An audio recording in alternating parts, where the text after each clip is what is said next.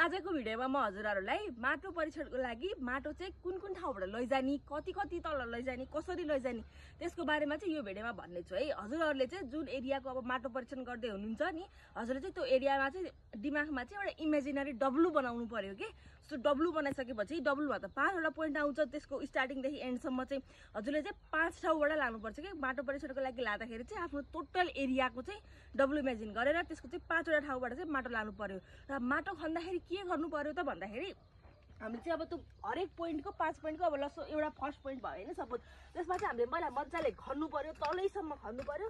यति खन्नु पर्यो कि हाम्रो चाहिँ यति भाग चाहिँ पुरियोस् के हातको, र ठ्याक्कै त्यसको तलबाट चाहिँ एक हात माटो, यसरी चाहिँ हातमा एक हात माटो लिनु पर्यो। यसरी चाहिँ मैले 5 ठाउँबाट माटो एक हात लिएर आएँ। अब चाहिँ के गर्ने त सबैभन्दा पहिला चाहिँ यसलाई मिक्स गर्नु पर्यो मजाले, सबै डल्लाहरू फुटाउने, मजाले मिक्स गर्ने। यहाँ हेर्न सक्नुहुन्छ यसरी मजाले मिक्स गर्ने यसलाई।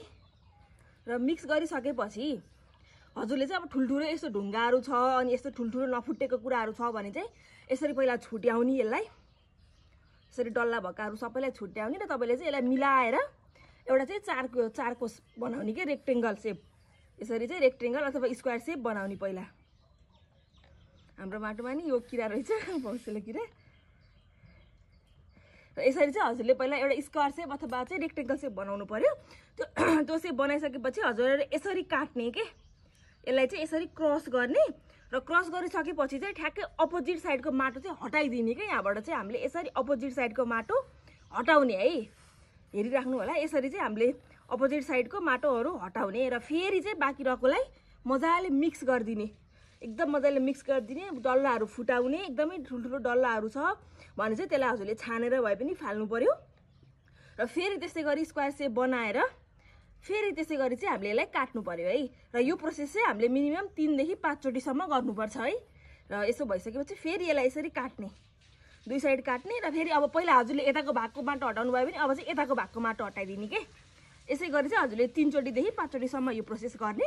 थोरै थोरै हटाउने, एकदम धेरै हटाउनु नि, मिलाएर गर्नु न। धेरै फेरि युज गर्नु, हामीलाई धेरै पनि माटो चाहिने त होइन, एक मुठी माटो भए पुगिहाल्छ। र मैले चाहिँ अब 2 चोटि गरिसकेँ।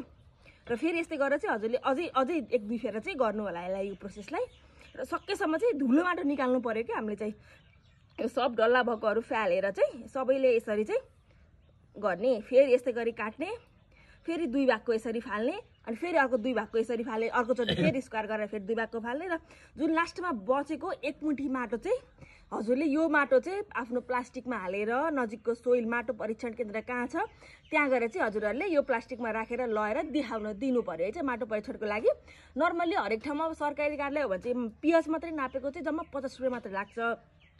त्यसमा हजुरले थप अरू न्युट्रियन्टहरू पनि नाप्न अब तपाईँ हेर्न खोज्नुभयो भने चाहिँ त्यही अनुसारको रेट हुन्छ। र नर्मल्ली हजुरहरूले करेसाबारी गर्नेहरूले अथवा नर्मल खेती गर्नेले पनि एकचोटि चाहिँ माटोको पिएच चाहिँ चेक गर्नुपर्छ। किन भन्दा हाम्रोले धेरै कुराहरू हालिरहेका हुन्छन्, त्यसले गर्दाखेरि माटोको अवस्था चाहिँ बिग्रिरहेको हुन्छ। त्यसैले गर्दाखेरि चाहिँ हजुरले चाहिँ नर्मल्ली जसले पनि पिएच चाहिँ परीक्षण गर्नु होला। र अर्को कुरा, मेरो कुनै भिडियोहरूमा चाहिँ कसैले अब जस्तो केही टेक्निकल सेन्टेन्सहरू, टेक्निकल वर्डहरू युज गरेर चाहिँ कमेन्ट गर्नुहुन्छ कि त्यस्तो कुराहरू त मलाई नि आउँछ है, मलाई नि थाहा छ। तर मैले चाहिँ त्यो वर्डहरू भिडियोमा युज किन गर्दिनँ भन्दा मैले बोलेको र मैले भनेको कुरा चाहिँ सबैजनाले बुझ्नु पर्यो नि त, हरेक किसानले बुझ्नु पर्यो। त्यसैले गर्दाखेरि चाहिँ मैले कसरी सरल भाषा युज गरेर हुन्छ सिकाउने कोसिस गरिरहेको छु।